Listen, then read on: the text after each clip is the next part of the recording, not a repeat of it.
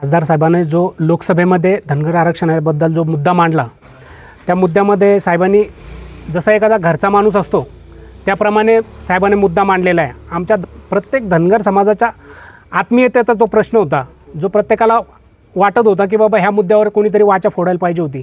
त्याच्यावरती साहेबांनी सविस्तरपणे बोलले। साहेबांनी जो संसदेत म्हणून मुद्दा मांडला, अगदी मुद्देसूद आणि संविधानात जो आम्हाला एसटी आरक्षण दिलेलं आहे त्याबद्दल जो मुद्दा मांडला, त्याबद्दल आम्ही साहेबांचं इथं सत्कार करण्यासाठी आलेलो होतो। म्हणजे आमचं जे मनात होतं ते साहेबांना सांगितलं।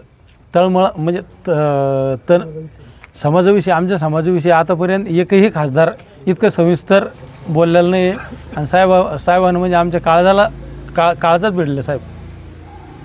हे सगळ्या देश पातळीवर जे मागण्या आहे त्याचं एक सविस्तर बिल आणा तुम्ही, मग महाराष्ट्रामध्ये धनगर समाज असेल त्यांच्या बाबतीतही निर्णय घ्या ना।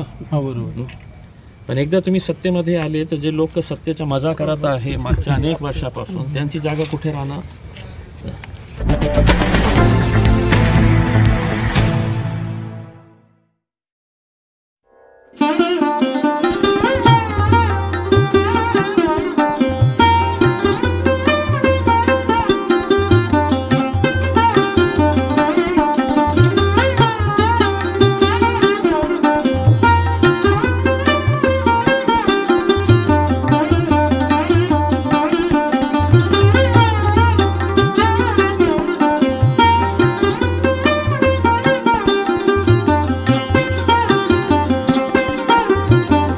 महिलांना आरक्षण द्यायचं होतं ते कधी देणार? 2024ला नाही देणार, 2029लाही नाही देणार। त्याच्यासाठी तुम्ही विशेष 5 दिवसाचं अधिवेशन बोलवले होते मोदी साहेबांनी। मग जे लोक इतक्या वर्षापासून मागणी करत आहे त्यांच्या बाबतीत बोलवा ना, 1-2 दिवसाचं विशेष अधिवेशन बोलवा आणि सविस्तर चर्चा करा। बरोबर। म्हणजे जिथे आपल्याला पॉलिटिकल ॲडव्हान्टेज मिळतो। आता जेव्हा आम्ही बोललो त्या दिवशी 2 बिल आणले होते त्यांनी, आंध्र प्रदेशचा आणि एक ओरिसाचा, ती तिकडचे जे समाजांना एसटी कॅटेगरीमध्ये घ्यायचं। आम्ही म्हटलं की मग इतका मोठा मुद्दा आहे, हे सगळ्या देश पातळीवर जे मागण्या आहे त्याचं एक सविस्तर बिल आणा तुम्ही, मग महाराष्ट्रामध्ये धनगर समाज असेल त्यांच्या बाबतीतही निर्णय घ्या ना। बरोबर। पण एकदा तुम्ही सत्तेमध्ये आले तर जे लोक सत्तेचा मजा करत आहे मागच्या अनेक वर्षापासून, त्यांची जागा कुठे राहणार? आपने खासदार साहब का सत्कार किया है इतने रात को, बताइए क्या वजह है? खासदार साहेबांनी जो लोकसभेमध्ये धनगर आरक्षणाबद्दल जो मुद्दा मांडला, त्या मुद्द्यामध्ये साहेबांनी जसा एखादा घरचा माणूस असतो त्याप्रमाणे साहेबांनी मुद्दा मांडलेला आहे। आमच्या प्रत्येक धनगर समाजाच्या आत्मीयतेचा तो प्रश्न होता, जो प्रत्येकाला वाटत होता की बाबा ह्या मुद्द्यावर कोणीतरी वाचा फोडायला पाहिजे होती।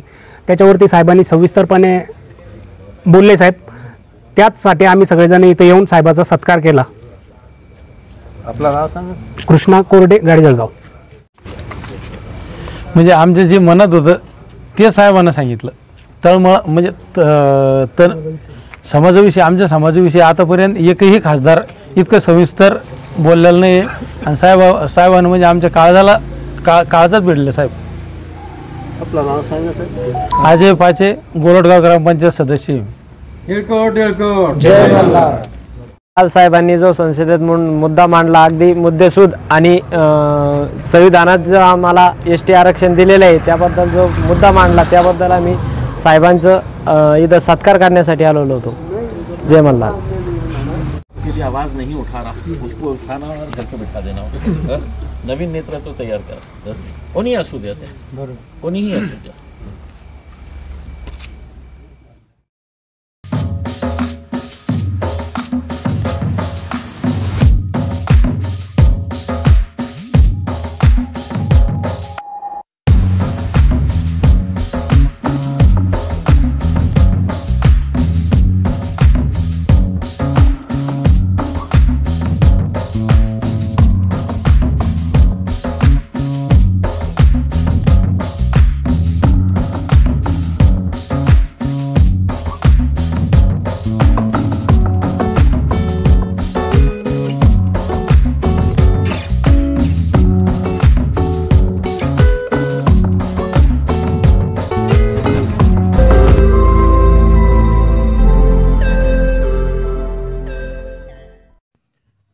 रोज नई खबरों को देखने के लिए हमारे औरंगाबाद समाचार चैनल को सब्सक्राइब कीजिए और नोटिफिकेशन पाने के लिए हमारे बेल आइकन को दबाइए ताकि हर खबर की नोटिफिकेशन आपको मिलती रहे।